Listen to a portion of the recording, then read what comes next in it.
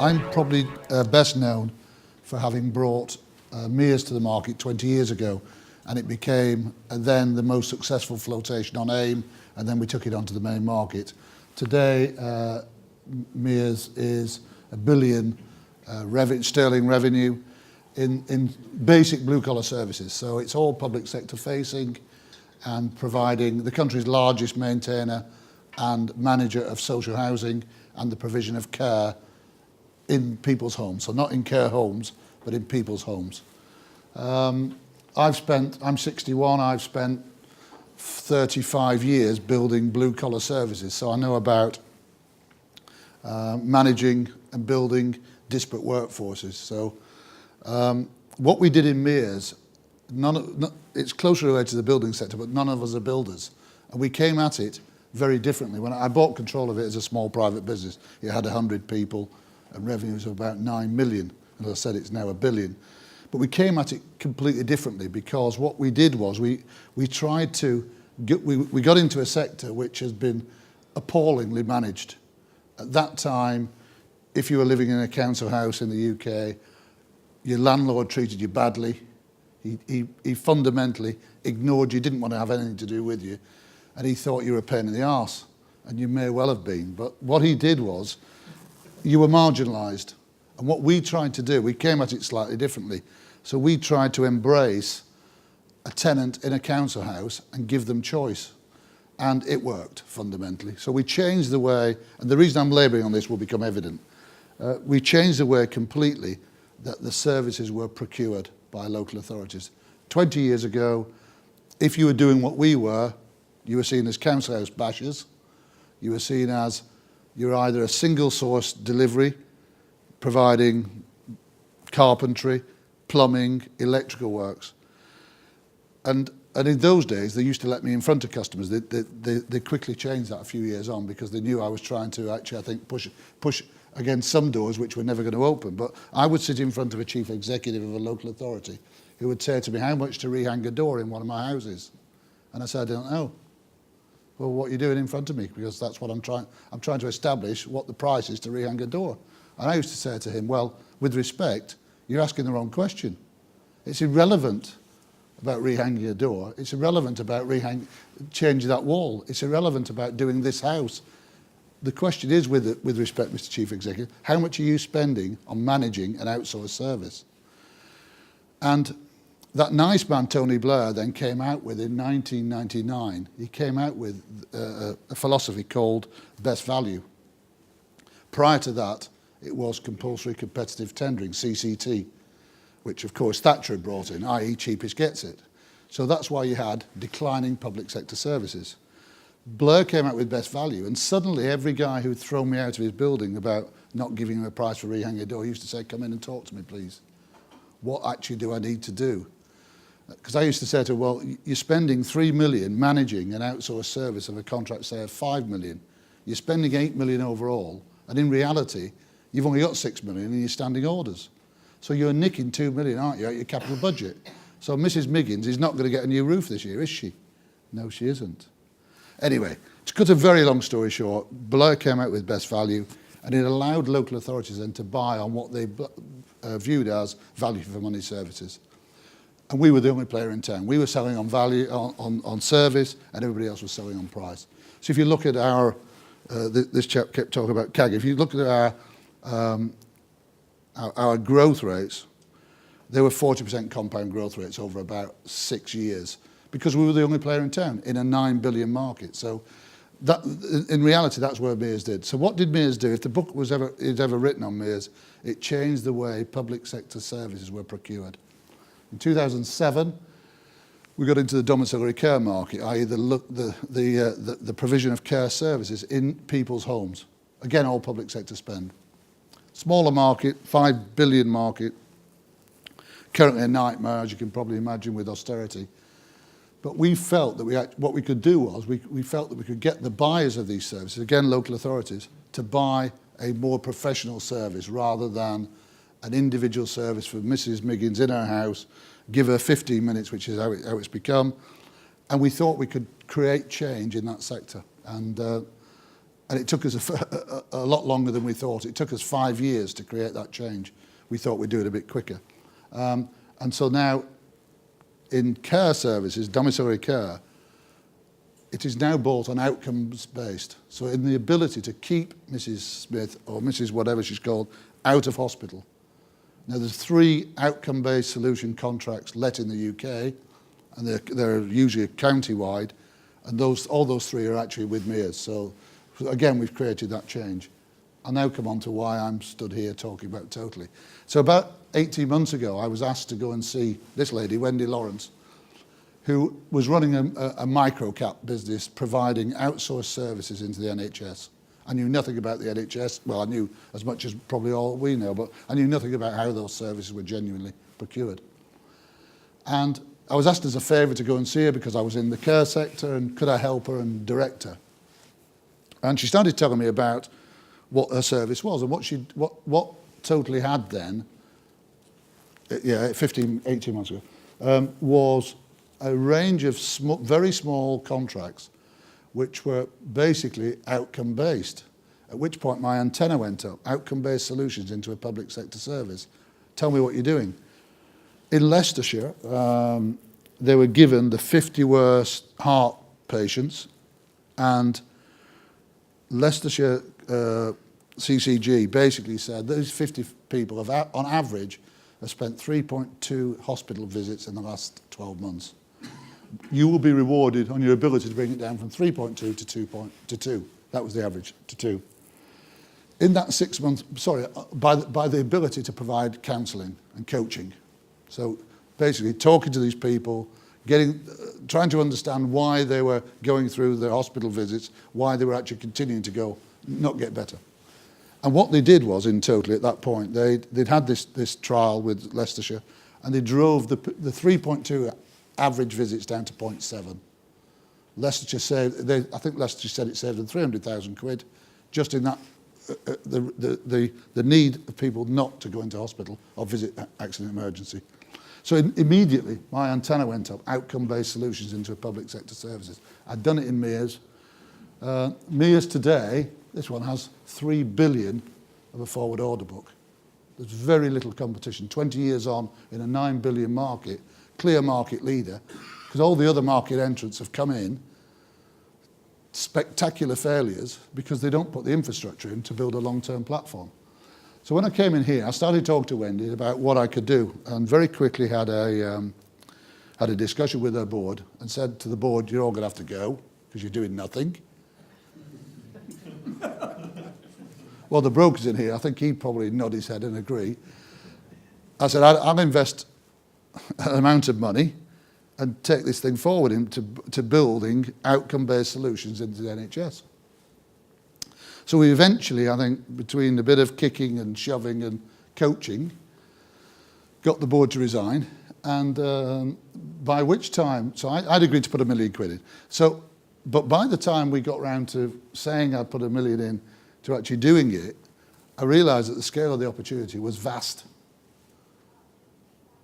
The NHS budget's 120 billion, of which 20 billion is outsourced. And outsourced into the type of things that I'm used to doing. Basic blue-collar services. The provision of outsourced services into the NHS. So by the time I'd looked at this, I thought, probably, I'm not going to have enough money to build the platform I want to. So I had a very strange day going seeing 5 institutions in the city. People who had obviously made a fortune on their Mears thing, having followed me, and I've done a few other things. And I went to see them and said, I'm going to give you a great opportunity. I'm going to take control of Totally, and I'd like you to take 10% in a placing. Bob, you can have, what money do you want? Great, love to. Right. So I said, well, you'll need to write a cheque out for 5 million quid, because I'm going to do a buy and build strategy. I'll need 5 million off each of you, but not up front, so I need to write a cheque out for 150,000. Well, they started laughing to a man, because, Bob, we can't write cheques out for only 150. If you want 5 million, we'll give you 5 million, but I can't write a cheque out for 150 grand. So, well, if you don't, then you're going to lose an opportunity. anyway, I think it's fair to say they all wrote the cheque out for 150 grand. We put in our just over £1 million. That was in September last year. September last year. Share price went well, significant, I think 5 times growth. And we then started on our buy and build. And in March 16, we bought this thing here. Basically, the first thing we did was buy this outsourced service into the NHS, providing physiotherapy, podiatry and ergonomics. I'll try not to sound as though I know what I'm talking about, because I'm certainly no clinician, but I think these are fairly basic services that are currently done into the NHS, the prisons and the police.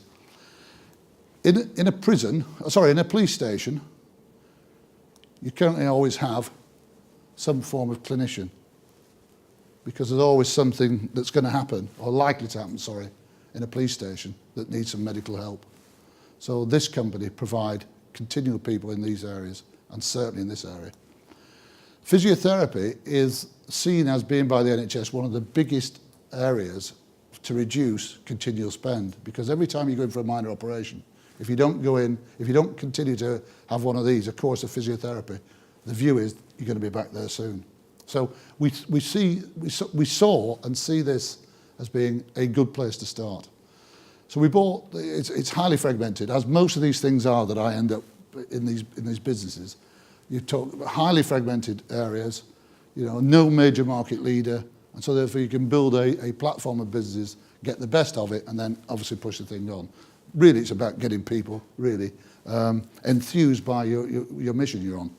So we bought this one in March. The key to doing what I do in a public sector environment is, and obviously in a public company, is you can't afford to get your first couple of acquisitions wrong. So my philosophy was and is, we bought this one, and I'll talk to you about this one we just bought. We bought them on an earn out. So we're paying them 7 times earnings up front, and then we pay them a 7 times earnings multiple on any increased earnings. It's not rocket science, but it works. If we get one wrong, the cost to us at the outset is minimal. So we bought that one, the first one. Very happy with it. I think we put an RNS out today in terms of what we're doing with this. So again, cost us 3 million quid. And we've just announced this one.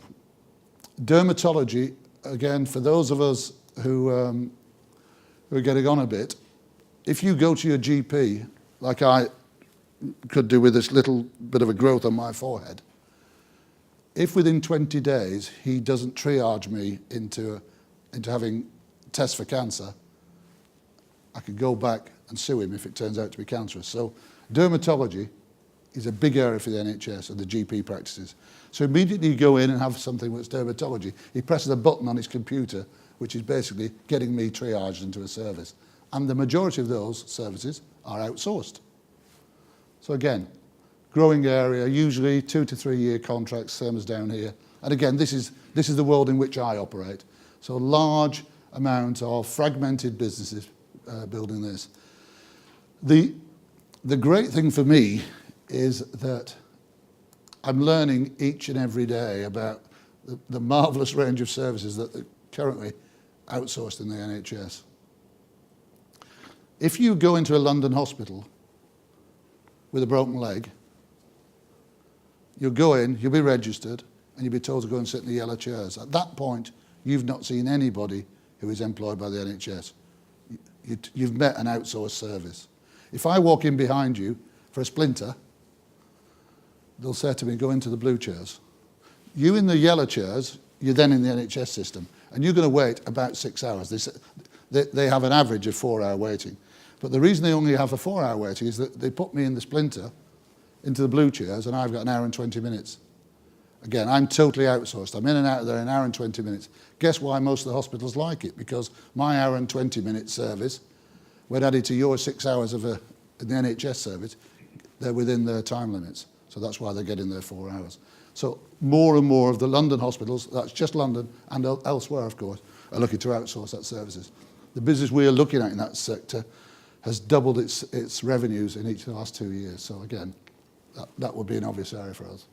If you're a failed asylum seeker in the UK, the first thing you pull on being told you're a failed asylum seeker is you'll pull the health card.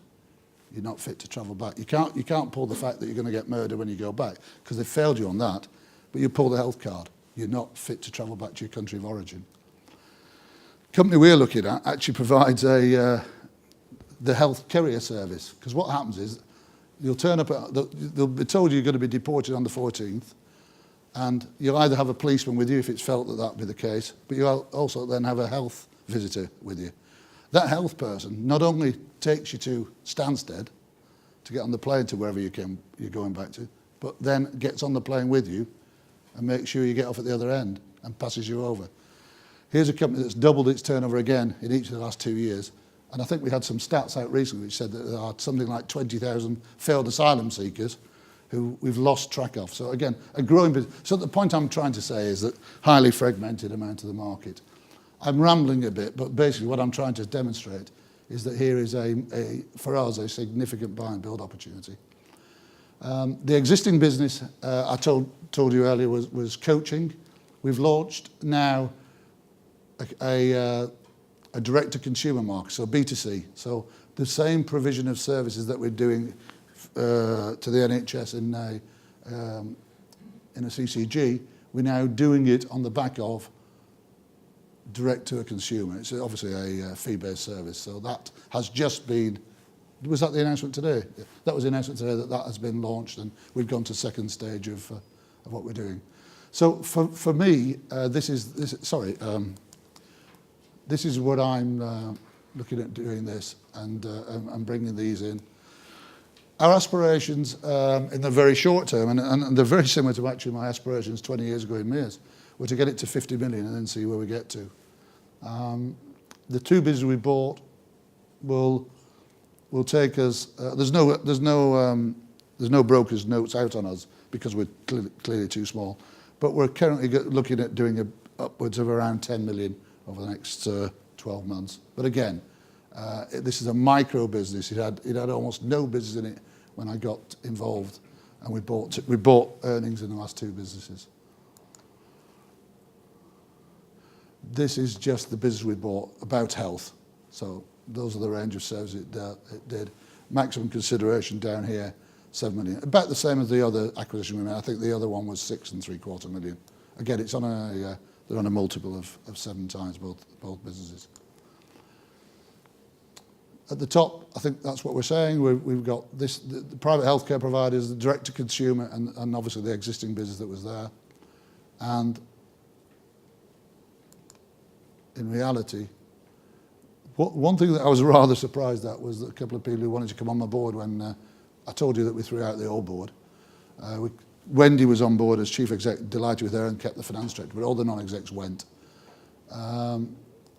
But Tony Bourne, who used to be chief executive of the British Medical Council, came on board as a non-exec, and he's got a significant high-profile background, so we're delighted that he's with us.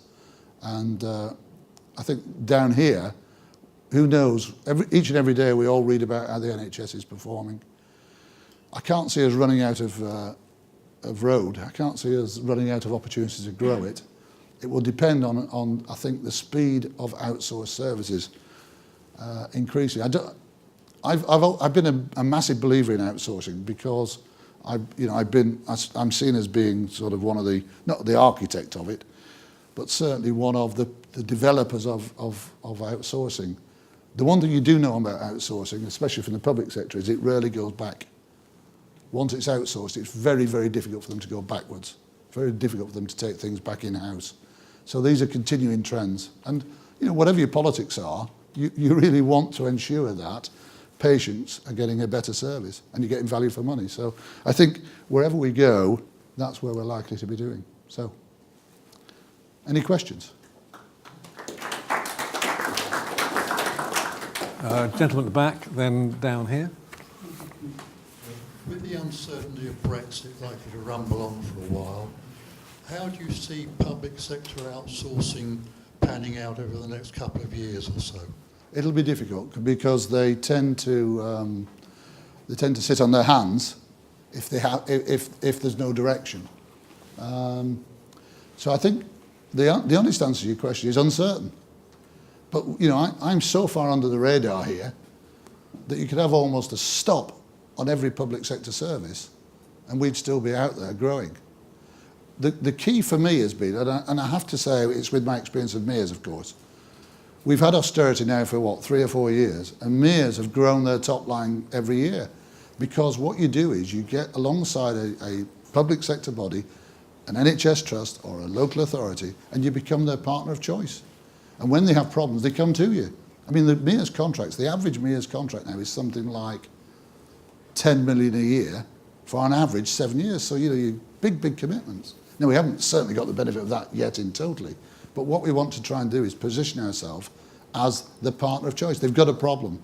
You know, every time they let a contract to him and him and him, there's 3 lots of profit in there, isn't there? They've all got to take their profit. And what we've done in mayors is successfully say, don't give that little contract to this fella, lump it onto your existing contract with us, and you get better overhead absorption. But the honest answer is we don't know, do we? But, you know, with big budgets, with 20 billion, they're not going to sit on it and say, oh, well, we better not spend that next year. The NHS is, you know, it is an interesting problem, isn't it? You know, we've got increasing demands on it. So I think, yeah, there'll be a lot of politics. There'll be lots of people in the NHS who don't want to follow the outsourcing model. But fundamentally, if you're getting better value for money, then why not? I've got a clinician over here desperate to pull me up on something. I'm an accountant. I'm not actually a clinician. I'm sorry. Sorry. And a totally shareholder.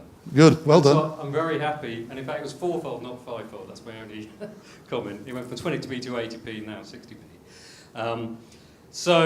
It went 17.5 to 85.